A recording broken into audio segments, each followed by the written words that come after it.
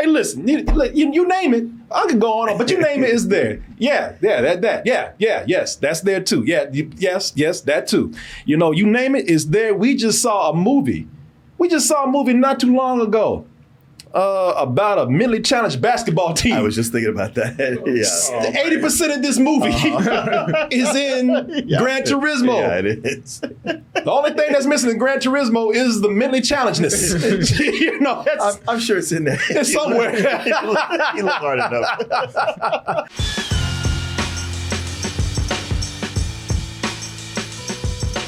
Double Toasted on Broadway. The great musical that everybody's been waiting on. No, actually, we're going to replace that poster right there. We're only saying that because we're going to be at the Broadway. And here we are, another video game adaptation that's going on. This time, we got one based on a racing game, Gran Turismo.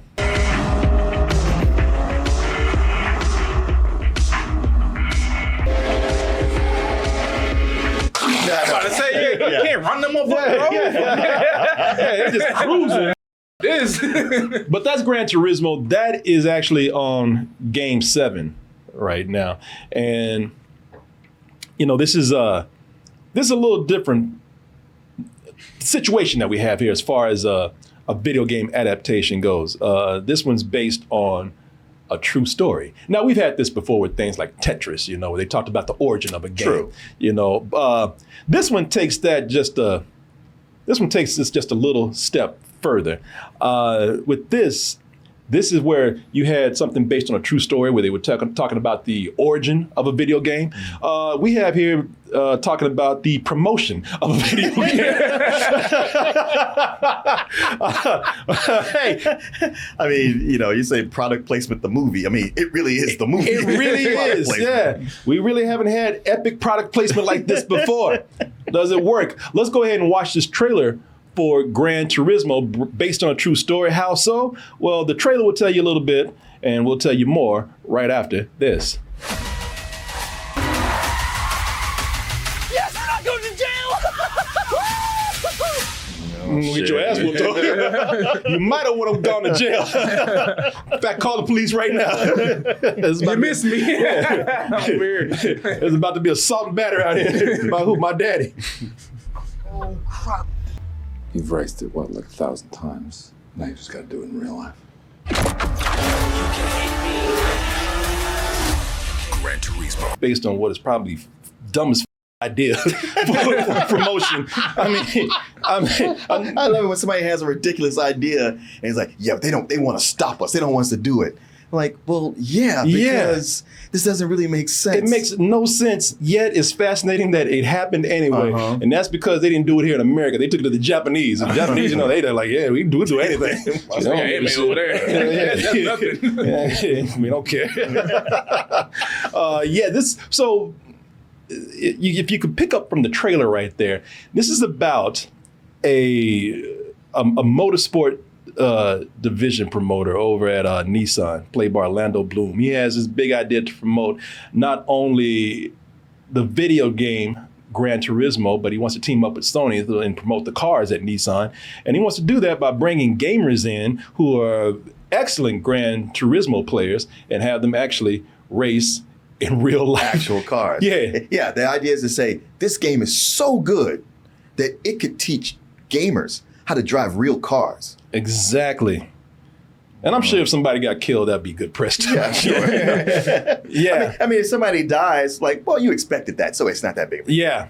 So this is the story of the racer, the kid that played Gran Turismo and ended up being an actual excellent racer. I mean, for all the ridiculousness of this idea, they did get a great race out of it. It's a true story. I forgot the guy's name.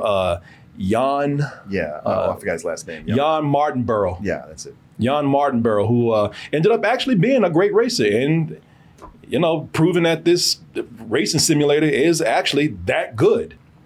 So, you know, we're talking about this being a video game adaptation. You know, keep saying that, but being that this is based on a true story, it's more of a sports movie, than a video game adaptation. More. And it's not. And the thing is, not just any sports movie that's out there. It's the same sports movie that you've seen times already. It's not just any sports movie. It's all of them. Every one of them. It's every underdog sports movie that we see all the time. You know, the person or the team that should have been nowhere near that sport, but they persevered somehow because, doggone it, they just had that much gumph and moxie. Well, besides the gumph and the moxie, they also had a workout montage. Yeah. You can do anything once you have your workout montage. Exactly. And in other words, against all odds, they beat the odds. Yes. And people and their detractors had to shake their fist or say, well, I was wrong about you. Yep. You had the goods the whole time. Exactly. You're okay there, Jan. You know, people, it's the same cast of characters that you see in these movies, man. You know, you saw it earlier. You know, they have they got they got the dad who thinks the hero is stupid for trying to do this. You know, they got the cocky our rivals who think that they're the best. Mm-hmm. So I'm just gonna beat your ass the whole time. I talk shit to you the whole time. The has-been coach, who has his last shot for glory through our hero. You know, you name it. Oh, the shady promoter. The shady. There you go. The shady promoter played by. Except he's not that shady. He really does believe in what's happening right here. Again, doesn't care if somebody dies. But He's a little shady. he's pushy. No. There was one scene where he was trying to do something kind of foul. Oh, was he? I probably missed that then. You know. Hey, listen. You name it. I could go on, but you name it, it's there. Yes, that's there too. Yes, that too. You know, you name it, it's there. We just saw a movie. Not too long ago about a mentally challenged basketball team. I was just thinking about that. Yeah. 80% of this movie is in Gran Turismo. Yeah, it is. The only thing that's missing in Gran Turismo is the mentally challengedness. You know, I'm sure it's in there. It's somewhere. You look hard enough. Not only are we watching a movie that you've seen 100 times before, but you're also watching one long promotion or commercial for the video game. You know, but that's funny because you're watching a promotion for a video game about a movie that's a promotion for a video game. I say, It's very meta. They're playing the video game. Yeah, I mean, they go deep. I give them that. You know, so if you're looking for a movie where a company kisses his own ass for a full 2 hours and 15 minutes, boy, have I got the piece of cinema for you right here. Because I'm going to tell y'all something. After that, because from the very beginning, y'all, after that, look, even this trailer, they show you. PlayStation. Yeah. PlayStation. Pop up front too. Yeah, it's like, and now after Sony puts that PlayStation logo up and they got that chick holding that torch and everything, they open up, they immediately open up saying, we are the shit. Tell them, Japanese man, gotta come out and say, I created the greatest racing simulator ever. Of all time. Of all time. You know, they are proudly saying that, man. And look, Martin, I think you saw this. You're going to laugh at this. And because it's not just promotion for the game. This is Sony. You know, Sony got a lot of stuff they do. It's promotion for just Sony products in general. Oh, no, don't tell me. It's just all throughout the movie. Man, this is not a spoiler. I'm not spoiling, but I'm just going to give an example here. So there's a real, very emotional moment where somebody's giving a gift. And my man opens up the gift and, oh my God, it's a Sony logo. I mean, it came with a Walkman. But the logo, I was like, I know you didn't just sit up here and gift yourself. How would they not? What, you think he's going to give him an iPod? No, of course, no. No, you're right. Which would have made more sense, but they weren't going to do that. Somebody said the only thing that's missing is a Spider-Man cameo in here. Right. I'm surprised Venom didn't show up. To promote the next game. Yeah. You can race with me. But now you listen, you combine all that and you would get what would seem to be contender for the most shallow movie of the year. But Martin, you go ahead and tell me what you think about this. Well, everything you're saying is true. It is 100% true. It practically takes over the movie. The only thing that keeps it from being just completely soulless is you get good performances out of David Harbour and this new kid, Archie Madekwe. Yeah, Medicway, something like that. Yeah, something like that.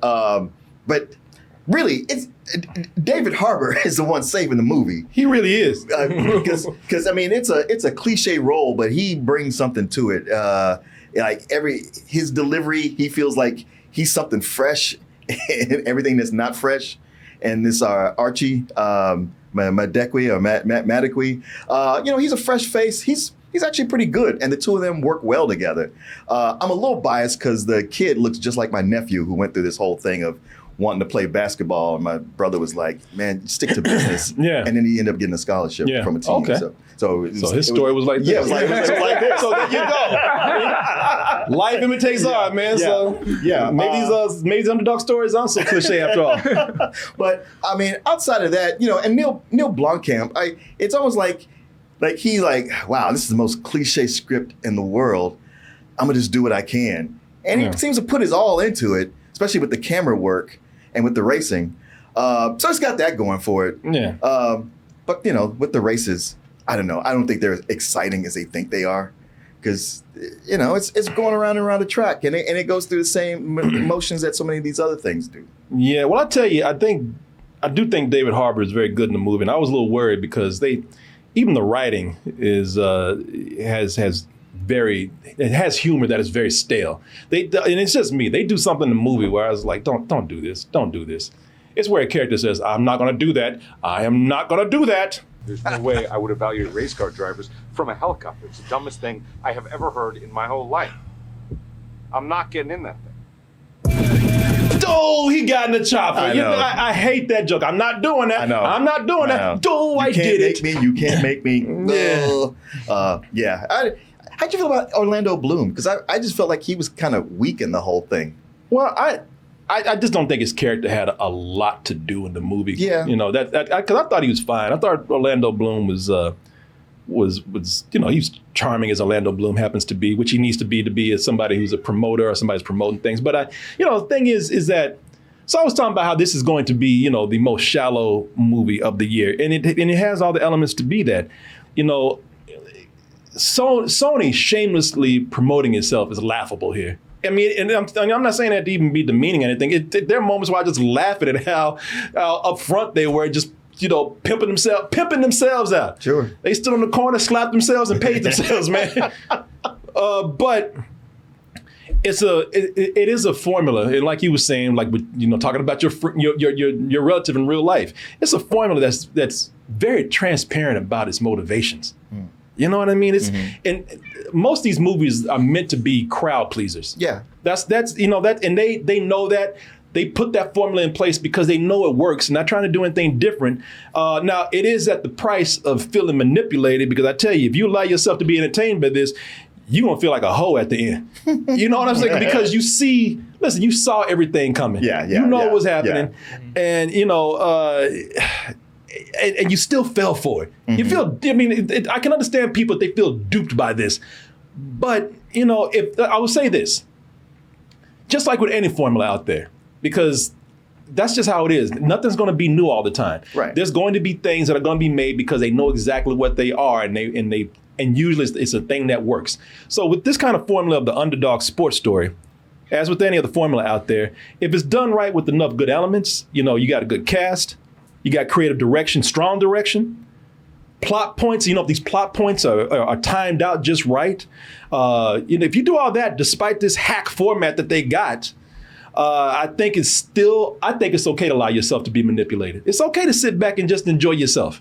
Well, it's not a movie because, I see where people like it, and I'm not like, you like that shit? It's like, I get it. It is intermittently charming. Yeah. And there's even like a thing, because, I don't know about when in the theater you were in, we had somebody come out and say, like, you're going to laugh, you're going to cry. I was like, we had the same woman, yeah. Okay, yeah. I was like, I don't know about cry, but there was one point where something happens. I was like, okay, I'm a little touched by that. Yeah. The story is nothing new. Okay, that's fine. But it's a good hook. because it's you know, it really is. I'm gonna tell you, man, I was fascinated. This promotion is so dumb. It's so stupid that I was fascinated to know how this would work out. Mm-hmm. I'm like, how you, because there's so much liability that goes on with this. Oh, absolutely. There's so much, you know, there's all kind of legalities that could happen with this, and yet they go through with it. And you know, they take people who have never raced before, kids pretty much, and put them in one of the most dangerous sports ever. Yes. And I really want to see how that works out. Well, you want to see somebody crash. Yeah. I want to see somebody right out on fire. It's an interesting thing because it's sort of like when we rewatched Top Gun, and it always played it like, man, Iceman's an asshole. You know, he's always like, man, Maverick's gonna get somebody killed. As an adult, you watch, you're like, no, Iceman's right. Yeah, he can't have Maverick out there. He's gonna get everybody killed. And you can see these professional drivers like, come on, man, we really studied and we were behind actual wheels, and this is nuts. Yeah. This is dangerous for us. Now these drivers, the rivals in here, they are assholes, complete assholes. I mean, you want to see them lose, but they ain't wrong. No. And it's such a conflicting thing because on one hand, I'm like, listen, this whole gimmick you got going on, this is bad. I don't condone any of this.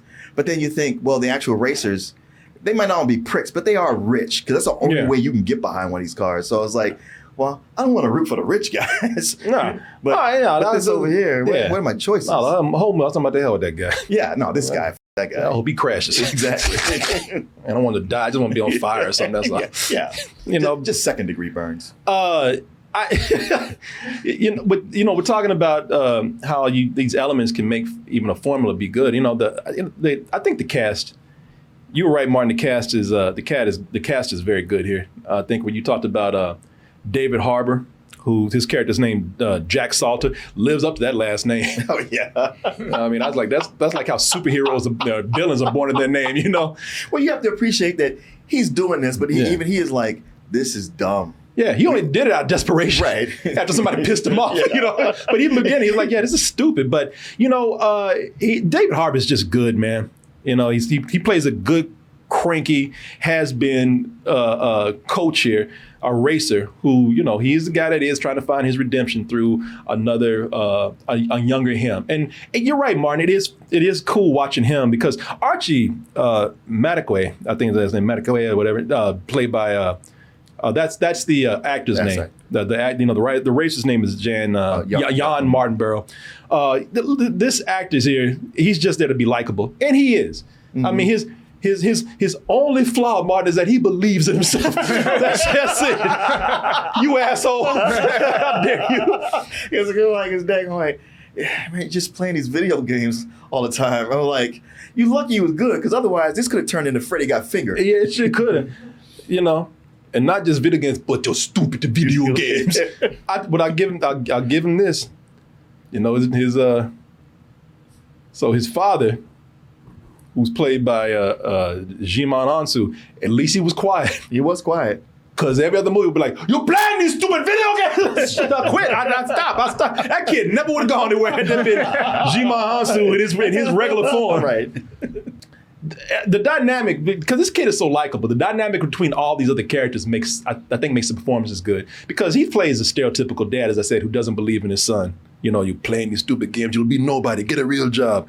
But there are really emotional moments with him and this actor. And the same way with David Harbour. You know, I would say that this kid is so likable that he brings some really good dynamics out with these other characters. Sure. I mean, he's good in a way where he could play well off of anybody. But him and David Harbour are a dream team. David Harbour, he brings a lot of layers to his character. Where he's not just gruff. You know, you get to see so much of what's going on with him and how, you know, he's tender at times. He's like, I'm not trying to be an asshole, but this is serious. Oh, David Harbour is just like he's just good, man. Yeah, he's just a great actor, and anything that he's in, he just brings it, man. I mean, if y'all saw Hellboy was not that good, but I felt bad. I thought you were saying if y'all saw Hellboy, you know what a great actor. you know. Well, he is great. I felt bad for him. Like this movie sucks, but you were good. So he can make a bad movie watchable. Because he's so good, and he really is, man. I mean, I think Martin is right. If he wasn't in the movie, you'd be missing a lot. Yeah. Unless you had another actor as good as him in that role. You know, here's the thing about the racing scenes. I know you said you didn't like the racing scenes. They're okay. Because I think the racing scenes in this are what makes this. I actually love the the racing scenes in this. I think the direction on the racing scenes are what really stood out for me. You know, and I really like this because, you know, the racing scenes here, you know, I think they're going to be the deciding factor on whether you cheer this movie on to the end or not. I think the camera work did a really good job of putting you on the track. You know, you don't see a whole lot of racing scenes here, and they mix it in sometimes with the kid playing at home, like you'll see right here. They do this technique a lot here, and so you look at that, and you're gonna think like, oh well, this is gonna look fake because, you know, he's on the track and he's imagining himself playing the game. They're gonna keep doing that and doing that. They spend a lot of time, at least for myself, on the track. And they spend a lot of time on the track, and they do in the work that they do on the track in this, I think is pretty amazing, because I think they put you in the race. I think they put you on the track, and I think they make you feel the speed, and that's important because this is a very dangerous sport, you know. And I mean, they show you how fast they let you feel how fast they're going, so that you know the impact of one false move, one wrong move. You know, they show you the consequences of that several times, and it's scary. It's very scary. You know, putting you in the middle of that action right there makes these more intense. And it's not because of just because of the racing. It's because of the danger of going that fast. Yeah, that scene right there. No, that scene gets you. Everybody in the audience, everybody was like, woo!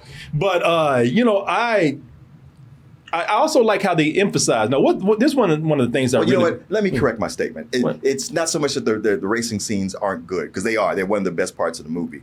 But the movie's 2.5 or 2 hours and 15 minutes. Yeah. You feel the length, and a lot of it is, for me, like, we keep coming back to these races, and they got repetitive. And that's just the nature of a race where you're just going around in circles. Yeah, they got a race. They do it 24 hours. Yeah. But there's times with these races, like they're doing maneuvers I've seen in other race movies. Yeah.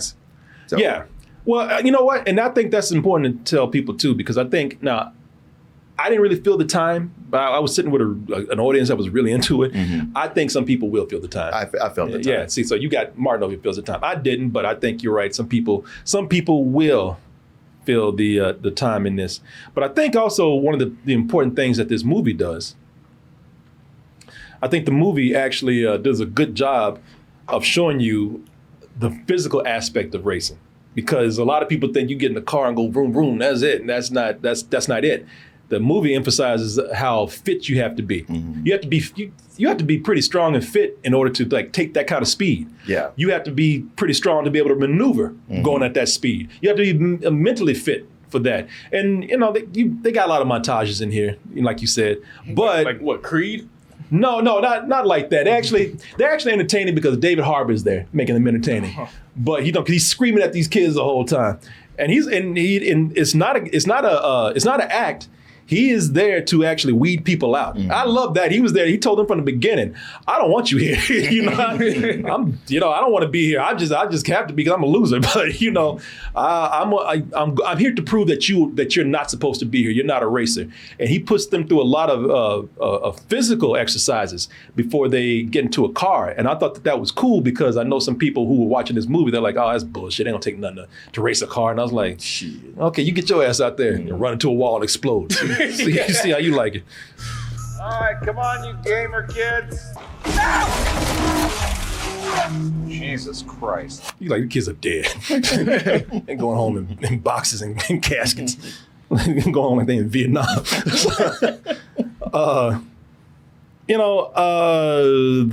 This will be, and I'm well aware of this, because I'm not criticizing anybody who looks at this and says it's too formulaic. It will be too formulaic and transparent for some people out there. But as a sports film, I think the sport itself was directed so well that it pulled me in.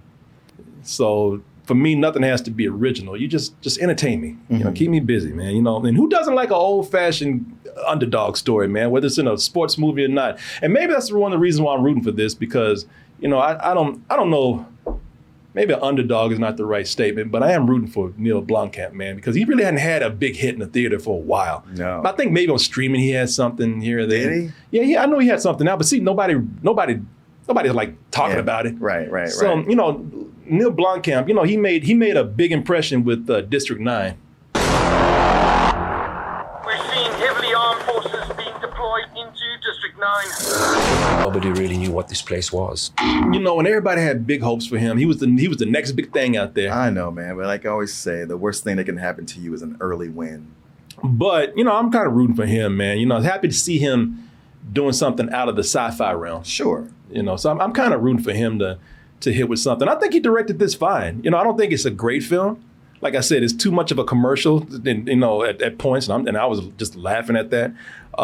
It is very predictable, and I don't think there's anything wrong with that, but that, again, it could be too predictable for some people. But, you know, I enjoyed myself enough to give this a low matinee.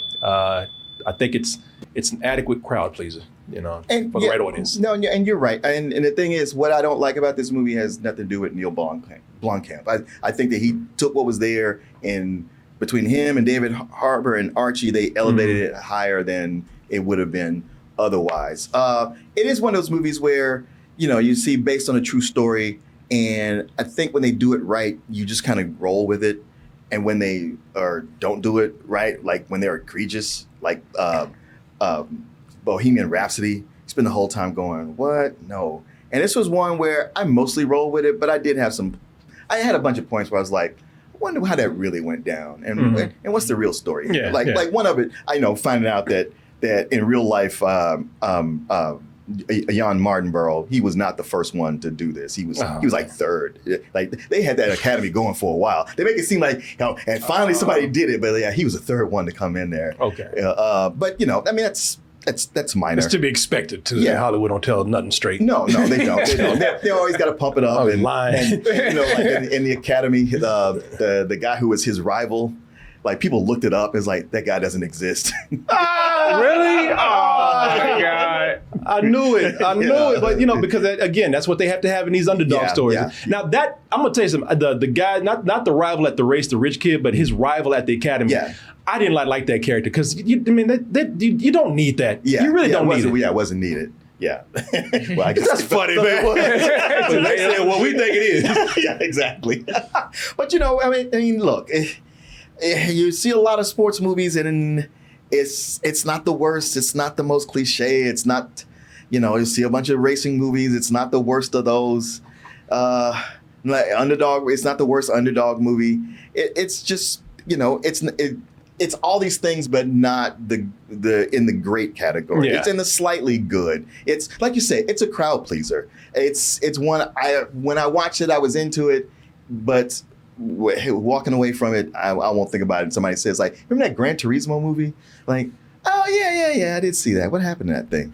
I mean, I have a fondness for it, but I'm slightly under you. For me, it's more of a high rental. You know what? We kind of reflect, I think, what people are thinking about this. I've been hearing things about this for a while. And it's been split between people who are, you know, entertained like me, and then people like, yeah, that's all right. Yeah. I had a friend saw us like a month ago, and he was like, "This is the best video adaptation movie ever."